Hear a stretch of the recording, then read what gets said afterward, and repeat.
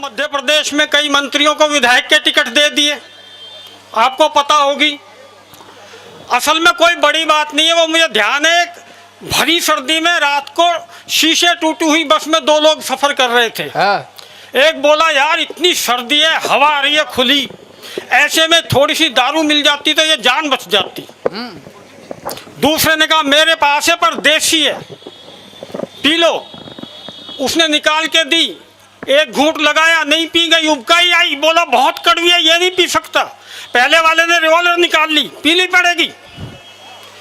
उसने आधी पी ली, जब आधी हो गई तो पहले वाला बोला ले ये रिवॉल्वर तू पकड़ और बोतल मुझे दे, ऐसे ही मुझे पिला। तो ये मंत्रियों को विधायक के टिकट ऐसे दिए जा रहे हैं। अच्छा है। हाँ, और अभी तो मोदी जी ने अपना YouTube चैनल शुरू कर दिया, अपील भी कर दी उसे सब्सक्राइब कर लें। जिन मंत्रियों को टिकट नहीं मिला वो अब डर रहे हैं कि हमने YouTube के लिए अपील नहीं की तो हमें नगर निगम ना लड़ा दें। अच्छा, देखो मैं आपको बताऊं, मेरा किसी राजनीतिक पार्टी से कोई मतलब नहीं है।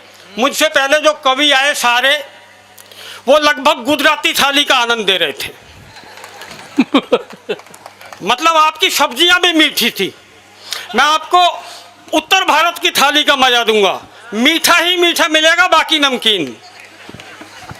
तो मेरा किसी पार्टी से कोई मतलब नहीं है, मैं पहले स्पष्ट कर दूं। मेरा मानना है राजनीति में सभी एक से होते हैं। पहले भाजपा ने कश्मीर में महबूबा मुफ्ती के साथ सरकार बनाई, पीडीपी के साथ, वही पीडीपी इंडिया गठबंधन में। तब मैं कहना चाहता हूं, कवियों का चरित्र बताने के लिए, पहले भाजपा पीडीपी, बाद में इंडिया पीडीपी, क्या रखा है चिंतन में बैठ के बेटा बीडीपी। बहुत अच्छे। देखिए आपकी तालियां वालियां आती रही हैं, क्योंकि ये तो आपको हाथ ऊंचे कर करके सारे अध्यापक रहे ना, बच्चों से हाथ उठवाते रहे। तो मैं ऐसा काम तो नहीं करूंगा। योगी जी की बहुत बातें हुई, जब वो लखनऊ में आए तो आते ही उन्होंने कई चीज़ें कर दी, बूचड़ खाने बंद कर दिए, एंटी रोमियो स्क्वाड चला दी। तब मैं बारीक बारीक बात आपसे करूंगा। मैंने कहा योगी जी के लखनऊ में आने के बाद बात पकड़ ले तो जरूर अपनी प्रतिक्रिया दीजिएगा।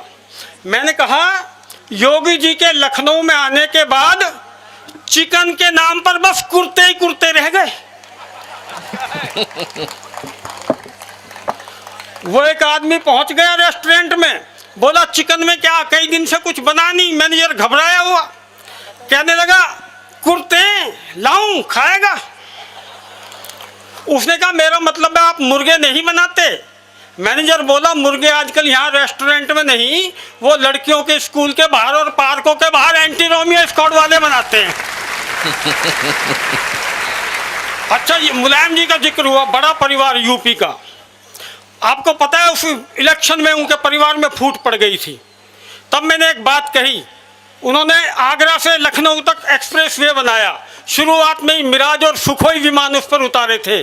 तब मैंने कहा समय खराब आने पर, मैंने कहा जिसके इशारों पर मिराज और सुखोई सड़क पर उतर आते थे, परिवार में फूट पड़ी, समय खराब आया तो वो खुद एक साइकिल के लिए सड़क पर आ गए।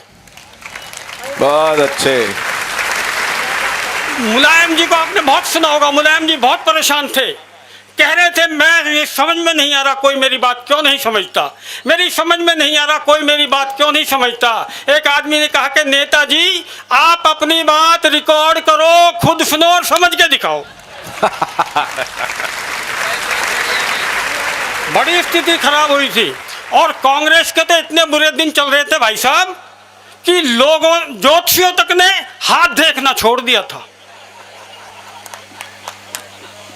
ये हाल था।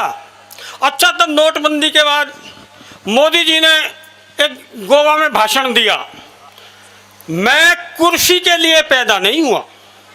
मैं तो उसी दिन समझ गया था जी, मोदी जी कुर्सी के लिए नहीं, कुर्की के लिए पैदा हुए हैं। नोटबंदी कर दी, 2000 का नोट चला दिया। लोगों ने कहा ये तो ऐसा नोट है जैसे नकली नोट हो, चूरन का नोट हो। मैंने कहा इसमें कोई बड़ी बात नहीं है।